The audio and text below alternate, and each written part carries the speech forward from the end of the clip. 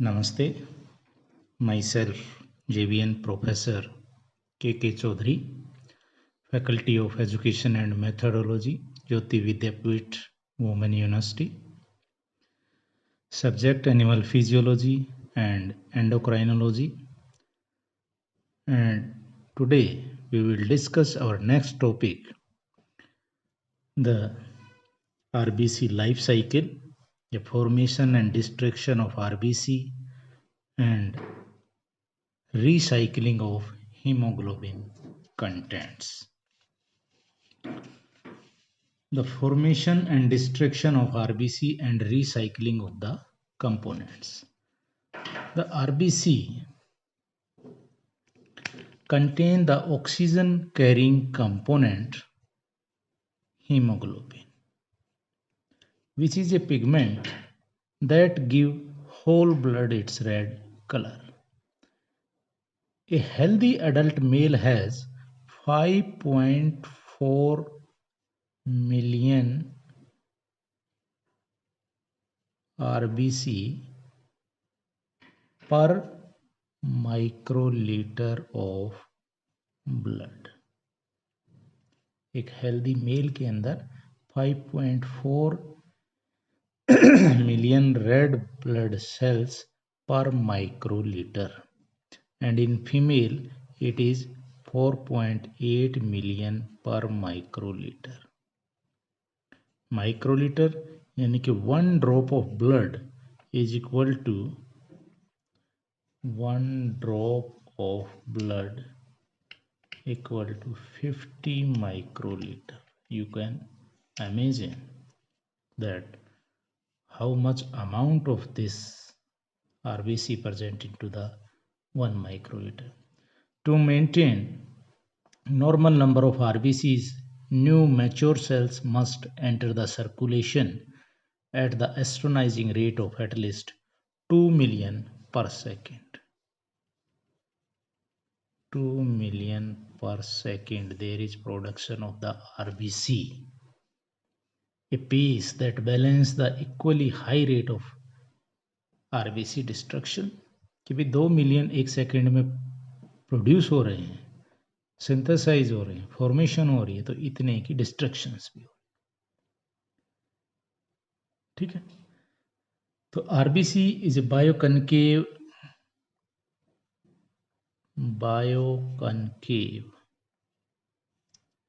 With diameter is 7 to 8 micrometre इसका diameter होता है. ठीक है. Their plasma membrane is both flexible and the strong, which allow them to deform without rupturing as they squeeze through narrow capillaries. Strong होती है, flexible होती है, ताकि वो आरबीसी कैपिलरीज के थ्रू जब पास हो तो ब्रेक डाउन ना हो, रप्चर ना हो. Then the RBCs are highly specialized for their oxygen transport function. Because mature RBC have no nucleus, all their internal space is available for oxygen transport. इसलिए nucleus नहीं होता कि मैक्सिमम ऑक्सीजन कैरी कर सके. Because RBC lack mitochondria and generate ATP anaerobically, they do not use up any of the oxygen they transport. कि जो oxygen वो transport करें उसके अंदर से वो कोई यूज नहीं करता. एटीपी जो प्रोड्यूस हो रही है वो एनएरोबिकली प्रोड्यूस होती है. A biconcave disc has a much greater surface area for the diffusion of gas molecules into and out of RBC than would से स्फीयर और क्यूब. बायोकनकेव है तो उसका सरफेस एरिया क्यूब या स्फीयर से ज्यादा होता है ताकि जल्दी गैसेज डिफ्यूज हो सकें. Each RBC contain about 280 million hemoglobin. 280 million hemoglobin molecules are present into the one RBC molecules. Hemoglobin molecules consist of a protein called globin and heme. Globin composed of 4 polypeptide chains, 2 alpha and 2 beta chains. Non-protein pigment called the heme is bound to each of the 4 chain At the center of each heme ring is an iron ion that can combine reversibly with one oxygen molecule, allowing each hemoglobin molecule to bind 4 oxygen molecule. ठीक है. Hemoglobin also transport 23% of the carbon dioxide, a waste product of the metabolism. Then come on the topic RBC life cycle. RBCs live only about कितने दिन? 120 days life cycle. Because of the wear and tear, their plasma membrane undergoes as they squeeze through the blood capillaries. कि plasma membrane break down होती रहती है जो capillaries के अंदर से स्क्वीज होता है, तो इसके अंदर nucleus and other organelles present नहीं है, तो वो नया कंपोनेंट सिंथेसाइज नहीं कर सकता. Without A nucleus and other organelles RBC cannot synthesize new component to replace damaged one. Plasma membrane become more fragile with age and the cell are more likely to burst, especially as they squeeze through narrow channel in the spleen. So ruptured RBC are removed from the circulation and destroyed by fixed phagocytic macrophages in the spleen and the liver. कि जो destroyed हैं, जो rupture RBC हैं, वो कौन remove कर रहा है उनको? फैगोसाइटिक मैक्रोफेजी जो स्प्लीन और लीवर के अंदर प्रेजेंट होते हैं. And the break down product are recycled and use in numerous metabolic process including the formation of new RBC. यहाँ तक आया समझ में कि 120 डेज तक ये लाइफ है. उसके बाद plasma membrane wear and tear हो जाती है, नया कंपोनेंट उसको रिपेयर के लिए सिंथेसाइज नहीं कर सकता. क्यों? इसके अंदर ना तो न्यूक्लियस है ना ही और ऑर्गेनलीज हैं, तो वो धीरे धीरे डैमेज हो जाता है. और उसको जो डैमेज आरबीसी है उसको फैगोसाइटिक मैक्रोफेजीज हैं जो स्प्लीन और लीवर के अंदर प्रेजेंट होते हैं, वो उसको रिमूव कर देते हैं सर्कुलेशन से. और जो ब्रेक डाउन प्रोडक्ट और रिसाइकल और यूज्ड इन मेटाबॉलिक प्रोसेसेस, जिस तरह नया आरबीसी भी बनेगा. और रिसाइक्लिंग कैसे हो रहा है वो आप देखिए. दिस इज द डायग्राम है ना. In the first point you can see here red blood cell death and phagocytosis. यानी कि first point you can see that macrophages, ये रहे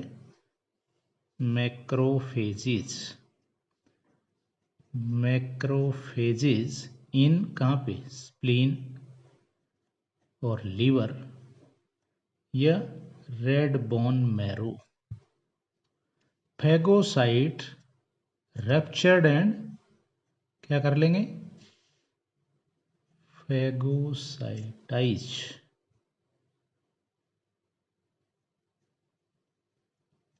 रप्चर आरबीसी. ठीक है, यहाँ पे फैगोसाइटोसिस हो गया आरबीसी का. Then second point, the globin and heme portion are split apart. कि हीमोग्लोबिन, हीम और ग्लोबिन दोनों सेकेंड पार्ट में क्या होगा कि हीम प्लस ग्लोबिन क्या हो गया?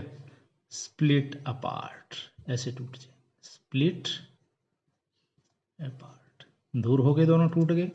Then third point, globin is, here you can see globin is broken down into the amino acid which can be reused for further protein synthesis. ठीक है कि ग्लोबिन ब्रोकन डाउन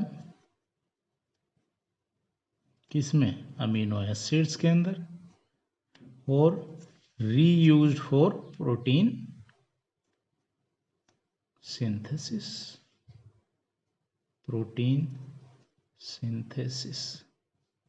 ठीक है. Then come on the point number 4, heme portion. तो यहां तक आ गया कि भाई आरबीसी की डेथ होगी, मैक्रोफेजिस को ब्रेक डाउन कर दिया, हीम और ग्लोबिन दो पोर्शन हो गए. तो ग्लोबिन का फर्दर ब्रेक डाउन हो गया अमीनो एसिड, और अमीनो एसिड आपके फिर फर्दर प्रोटीन सिंथेसिस के लिए यूज हो गए. अब बात आ गई second portion, that is the haem. ठीक है, पॉइंट नंबर 4 कि iron is removed from the haem portion in the form of, ये रहे कि iron is removed from the haem portion, यानी कि iron is removed from haem portion,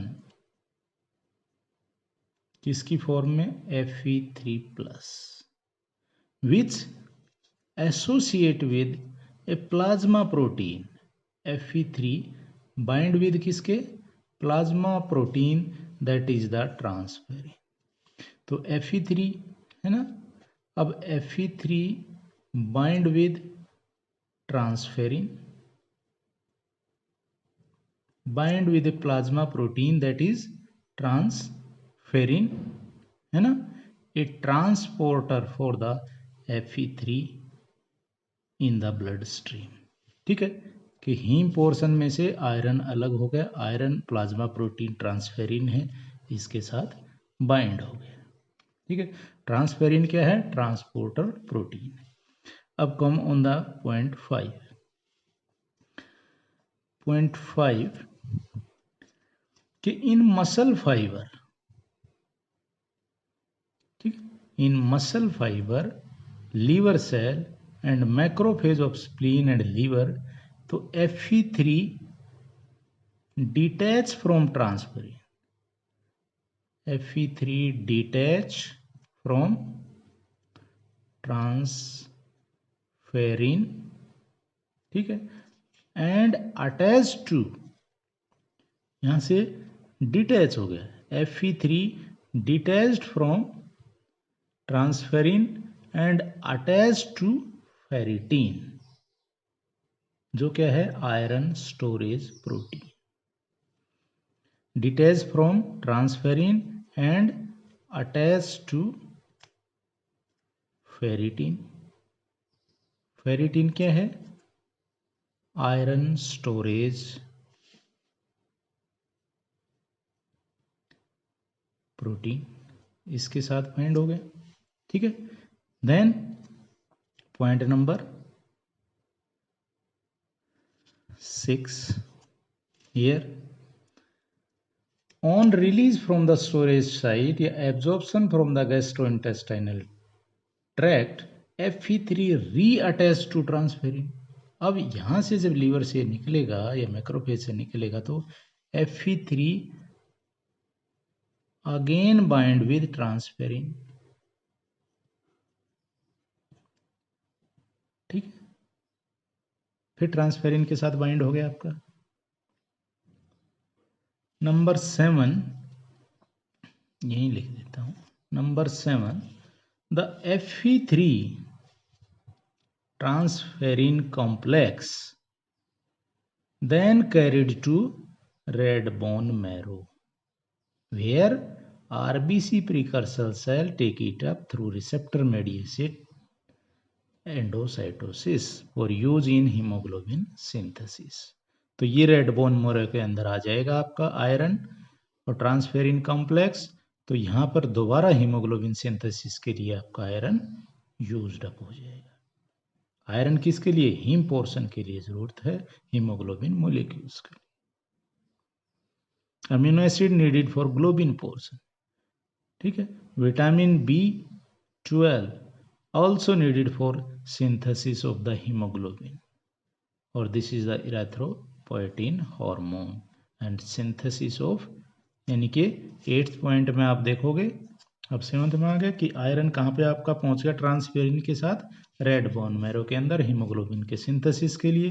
तो यहाँ आयरन, ग्लोबिन, विटामिन B12 और इराइथ्रोपोएटिन कंप्लीट होकर के there is 8th point, erythropoiesis in the red bone marrow की result in the production of the RBC which enter into the circulation। ठीक है, यहां तक आ गए समझ में। Then come on the 9th point, circulation में आ गया RBC, 120 दिन के लिए सर्कुलेट करेगा, फिर ये आपका डिस्ट्रक्ट हो जाएगा। Then come on the 9th point, यहां पर हम छोड़ के चले गए थे। When the iron is removed from the heme, the non iron portion heme is converted to biliverdin, कि जो नॉन आयरन पोर्शन है हीम का वो किस में कन्वर्ट हो गया, biliverdin, a green pigment, and then it is converted into the bilirubin, a yellow orange pigment, कि भाई बिलीवर्डिन है वो किस में कन्वर्टेड हो गया, बिलीरुबिन के अंदर कन्वर्ट हो गया। ठीक है, फिर bilirubin then enter the blood and transport to the liver, बिलीरुबिन लीवर के अंदर आ गया 10th पॉइंट के अंदर, कि भाई लीवर में पहुंच गया।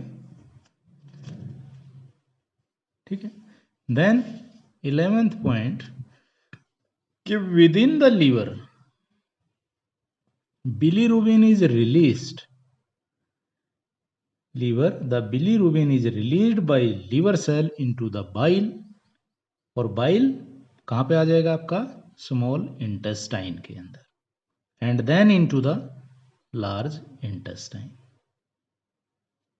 लार्ज इंटेस्टाइन के अंदर आ गया। Then the next point is 12th, in the large intestine bacteria convert the bilirubin into the urobilinogen, bacteria अब इसको यूरोबिलिनोजन के अंदर कन्वर्ट कर देंगे। Some urobilinogen is absorbed into the blood, convert into a yellow pigment urobilin, ठीक है, and excreted in the urine, कुछ urobilinogen आपके ब्लड में जाकर के यूरोबिलिन के अंदर कन्वर्ट हो जाएंगे और यूरोबिलिन आपके यूरिन के थ्रू बॉडी से बाहर आ जाएगा। Most of the urobilinogen is eliminated in ficus in the form of stercobilin, which give ficus its characteristics color. ठीक है, this is all about the formation and destruction and recycling of the hemoglobin content या RBC life cycle you can say. तो assignment question की write about the recycling of the hemoglobin components. Hope you are satisfied with my